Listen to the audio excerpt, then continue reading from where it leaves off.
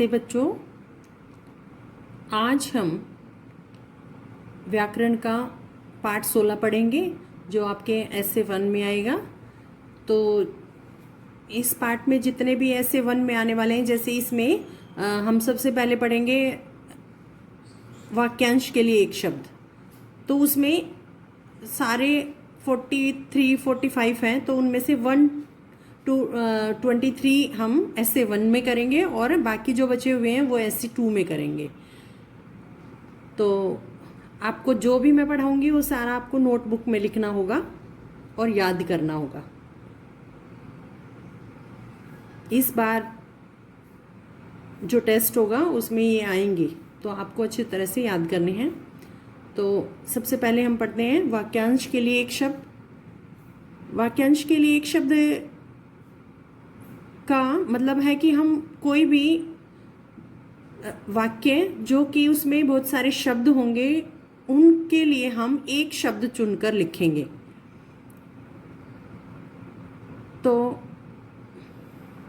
इसकी परिभाषा है, हम अपनी भाषा को स्पष्ट, संक्षिप्त एवं प्रभावशाली बनाने के लिए वाक्यांशों के स्थान पर एक शब्द का प्रयोग करते हैं, जिससे हमारी भाषा अधिक प्रभावशाली और आकर्षक हो जाती है। यहाँ कुछ शब्द समूह के स्थान पर एक शब्द दिया जा रहा है, इन्हें ध्यानपूर्वक पढ़िए। इन वाक्य के लिए, पूरे वाक्य के लिए एक शब्द लिखना, उसको वाक्यांश के लिए एक शब्द कहते हैं। जैसे हम पढ़ेंगे, अब कुछ शब्द दिए हुए हैं, जैसे जो सदा याद रखने योग्य हो। कोई भी बात जो हमेशा याद रखने योग्य है उसको हम बोलेंगे चिर स्मरणीय। चिर का अर्थ होता है लंबे समय तक किसी बात को याद रखना, तो उसको बोलेंगे चिर स्मरणीय। जिसे भुलाया न जा सके, अविस्मरणीय। स्मरण करना, याद रखना, अविस्मरणीय, जिसे भुलाया न जा सके। आक्रमण करने वाला,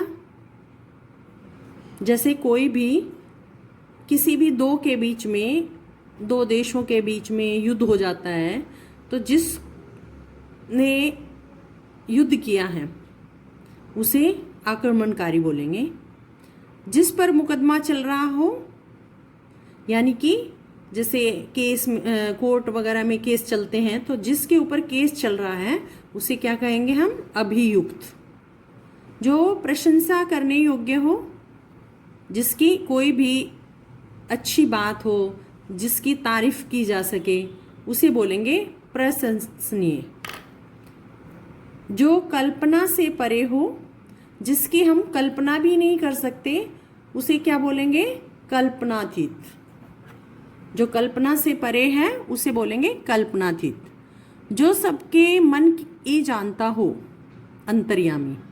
जैसे कई बार कोई व्यक्ति कह देता है कि तुम ये सोच रहे हो, तुम ये करना चाह रहे हो, तो हम उसको बोलते हैं तुम बहुत अंतर्यामी हो, यानी उसके मन की बात को जानने वाला, उसे बोलेंगे अंतर्यामी। भवन के आसपास की भूमि, परिसर। जिस प्रकार से आपके घर में कुछ स्थान ऐसा है जहाँ आपका मकान बना हुआ है, उसके बाद आपके घर के अंदर आंगन भी है, और कुछ जगह ऐसी है जो पक्की है लेकिन उस जगह पर मकान नहीं बना हुआ, तो वो जो घर के अंदर, चार दीवारी के अंदर जो खाली जगह है उसे परिसर बोलेंगे। धर्म में विश्वास रखने वाला, धर्मनिष्ठ। जो मनुष्य धर्म में विश्वास रखता है उसे बोलेंगे धर्मनिष्ठ। जिसका मूल्य बहुत अधिक हो, बहुमूल्य। किसी भी चीज की अधिक कीमत हो उसे बोलेंगे बहुमूल्य। जिसका दमन नहीं किया जा सके, अदम्य। यानी कि किसी को किसी दबाव में लाकर कुछ कार्य न कराया जा सके, उसे बोलेंगे अदम्य।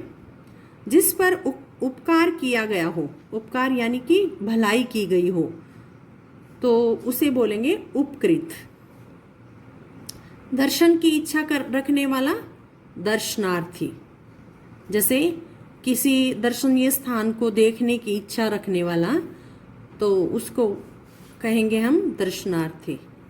जो बात पहले कभी हुई हो, पहले के समय में, पुराने समय में, यानी कि आज भूतकाल में, जैसे आज हम कोई पीछे की बात को बता रहे हैं तो हम कहेंगे कि ये भूतपूर्व बात है। आज्ञा का पालन करने वाला आज्ञाकारी, जो आज्ञा का कोई भी उसे आदेश दिया जाता है या कोई भी बात उसको कही जाती है, बड़ों के द्वारा बताई गई कोई बात, तो वह उसका पालन करता है तो उसे हम आज्ञाकारी कहेंगे। जिसकी बहुत अधिक चर्चा हो, चारों तरफ उसकी अच्छी बातों की चर्चा हो, उसे बोलेंगे बहुचर्चित। इतिहास को लिखने वाला इतिहासकार, यानी कि जो इतिहास से संबंधित कुछ भी बातें लिखता है तो उसे इतिहासकार कहा जाएगा। जो टुकड़े टुकड़े हो गया हो, कोई भी चीज़ है, जैसे कोई मिट्टी का बर्तन है या कोई मिट्टी की मूर्ति है या कोई भी मिट्टी से बनी हुई चीज़ है, अगर वो टूट जाती है तो उसे कहा जाएगा कि वह खंडित हो गई है। जिसका आचरण अच्छा हो, यानी कि जिसका व्यवहार अच्छा हो, उसे बोलेंगे सदाचारी। जिसका आचरण अच्छा न हो, दुराचारी। दुर का अर्थ है जो अच्छा ना हो, तो जिसका आचरण अच्छा ना हो, दुराचारी। जिसका रूप अच्छा ना हो, कुरूप। जो देखने में सुंदर ना दिखे, उसे बोलेंगे कुरूप। जो आँखों के सामने न हो, यानी कि हम कोई हमारे सामने नहीं है और हम उसकी बातें कर रहे हैं तो उसे हम अप्रत्यक्ष कहेंगे। अवसर के अनुसार बदल जाने वाला अवसरवादी, यानी कि समय के अनुसार बदलने वाला। आज किसी पार्टी में है या कल किसी पार्टी में है, यानी कि उसको बोलेंगे अवसरवादी, यानी कि मौके का लाभ उठाने वाला, तो उसे कहा जाएगा अवसरवादी। तो ये आपके वाक्यांश के लिए एक शब्द है। इन सभी को आपको नोटबुक में लिखना है और याद करना है। अब पढ़ते हैं हम एकार्थक प्रतीत होने वाले शब्द, यानी कि उनके शब्द तो एक जैसे होते हैं लेकिन उनके अर्थ में थोड़ा अंतर होता है।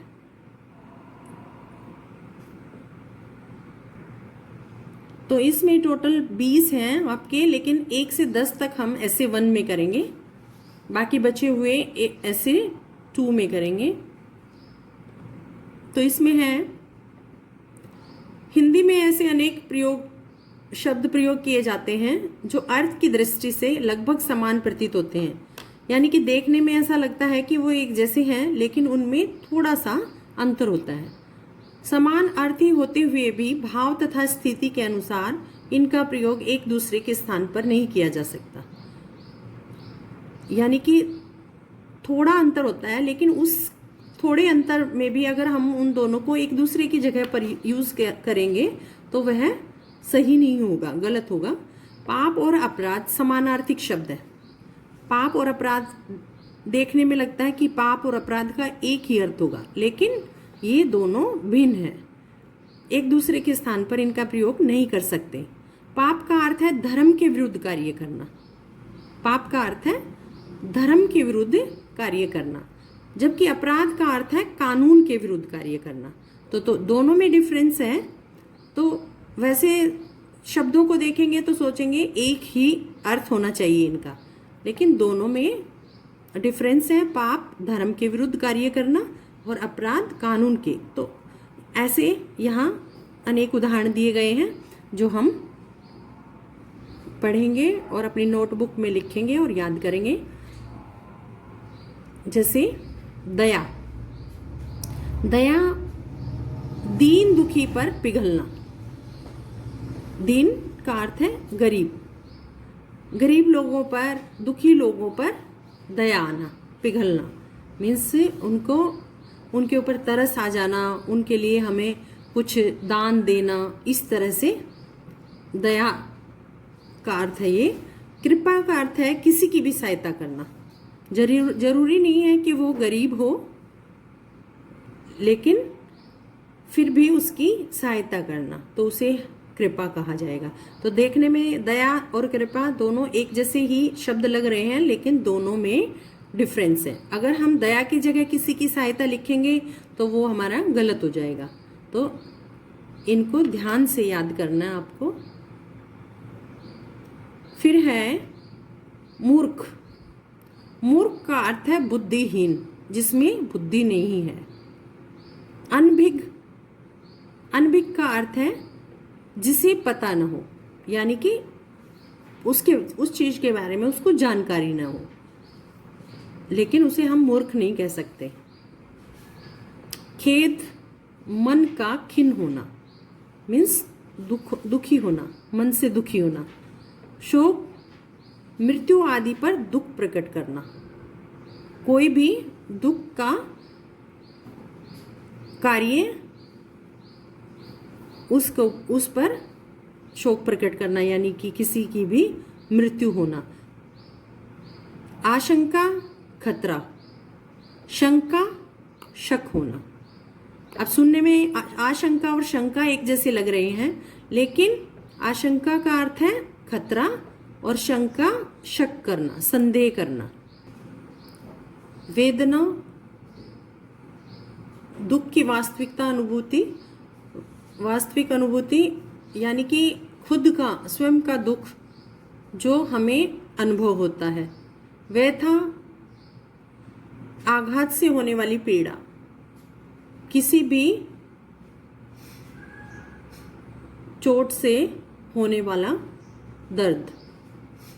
व्याधि, शारीरिक रोग, यानी कि शरीर का कोई भी रोग। अधि, मानसिक रोग, चिंता कोई भी। श्रद्धा, बड़े या श्रेष्ठ लोगों के प्रति आदर भाव। बड़े या श्रेष्ठ लोगों के प्रति आदर भाव, जो लोग बड़े हैं, महान लोग हैं, उनके प्रति रिस्पेक्ट। भक्ति, परमात्मा के लिए पूज्य भाव। भक्ति का अर्थ है परमात्मा, भगवान, ईश्वर के लिए की जाने वाली पूजा, उसे भक्ति कहेंगे। क्रोध, किसी कारणवश गुस्सा, यानी कि किसी भी कारण से होने वाला गुस्सा। अप्रसन्नता, उचित आदर न मिलने पर नाराजगी। जहाँ हम समझ रहे हैं कि यहाँ हमें आदर मिलना चाहिए और वहाँ वह नहीं मिल पाता, तो उसे हम नाराजगी कहेंगे। संदेह, वास्तविकता का निश्चय न होना, यानी संदेह किसी चीज़ के लिए डाउट होना कि ये है चीज़ या ये वाली है, उसमें शक, डाउट होना, यानी कि वास्तविकता का निश्चय न होना कि असली बात कौन सी है, ये समझ में नहीं आना। भ्रांति, वास्तविकता से अलग होना, यानी कि वास्तविक बात क्या है उससे बिल्कुल विपरीत समझना। स्त्री, कोई भी औरत, स्त्री का अर्थ है कोई भी औरत। और पत्नी का अर्थ है किसी की विवाहिता स्त्री।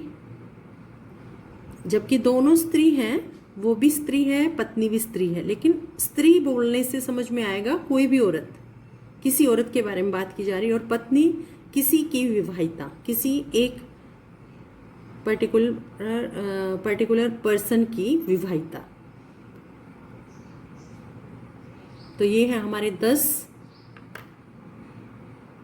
शब्द, जिनमें थोड़ा सा डिफरेंस है, वो हमें अच्छी तरीके से याद करने हैं और अपनी कॉपी में लिखने हैं। एकार्थक प्रतीत होने वाले शब्द। अनेकार्थी शब्द, ये भी टोटल 20 हैं। इनमें से 10 हम ऐसे 1 में करेंगे और 10 अगली बार करेंगे। तो अनेकार्थिक शब्द क्या होते हैं? जिस एक शब्द के अनेक अर्थ होते हैं। एक ही शब्द के अनेक अर्थ हैं, लेकिन उनका जो मेन शब्द वो एक ही होगा। प्राय बोलते या लिखते समय हम ऐसे अनेक शब्दों का प्रयोग करते हैं जो भिन्न भिन्न वाक्यों में भिन्न भिन्न अर्थ प्रकट करते हैं। ऐसे शब्दों को अनेकार्थी शब्द कहते हैं। कुछ अनेकार्थी शब्द दिए हुए हैं, हम इनको पढ़ेंगे। अनेकार्थी शब्द और इनके अर्थ। आदर्श, आदर्श जो शब्द है इसके अनेक अर्थ हैं। उदाहरण, योग्य, नमूना, ये इसके अर्थ हैं अलग अलग। अंतर, आकाश, अवसर, अवकाश, अवधि। तो ये एक शब्द के अलग अलग अनेक शब्द हैं, अर्थ हैं। अज को शिव, बकरा, मेष राशि, ब्रह्मा आदि, ये इनके अर्थ हैं। अंबर, आकाश, वस्त्र, एक सुगंधित पदार्थ आदि। अर्थ, कारण, प्रयोजन, धन, हेतु, ऐश्वर्य आदि। ताल, ताड़, संगीत, तालाब आदि।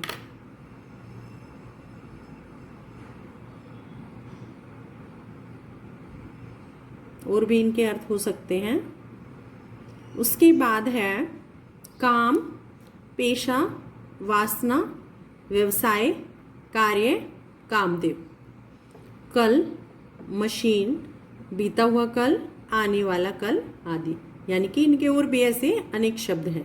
सारंग, हिरण, सर्प, मेघ, सिंह, हाथी आदि।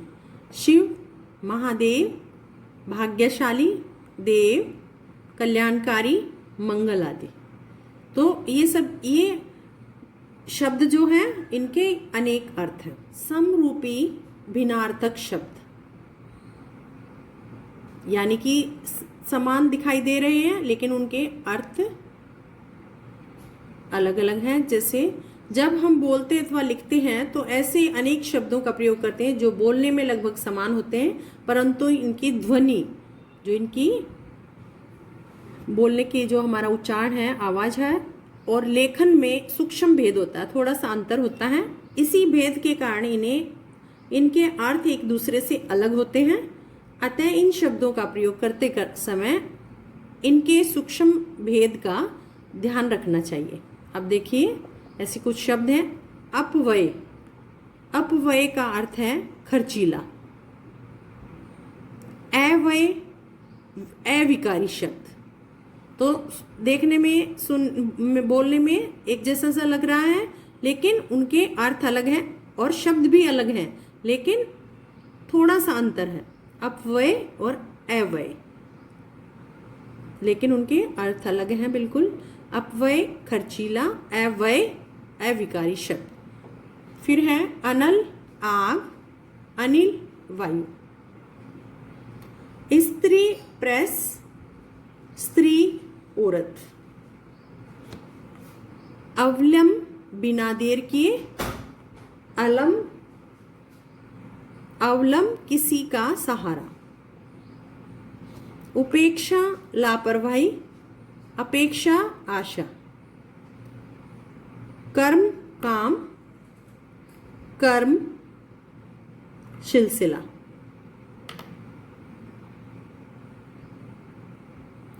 अचल, पर्वत, अचला, पृथ्वी। कंगाल, गरीबी, कंकाल, हड्डियों का ढांचा।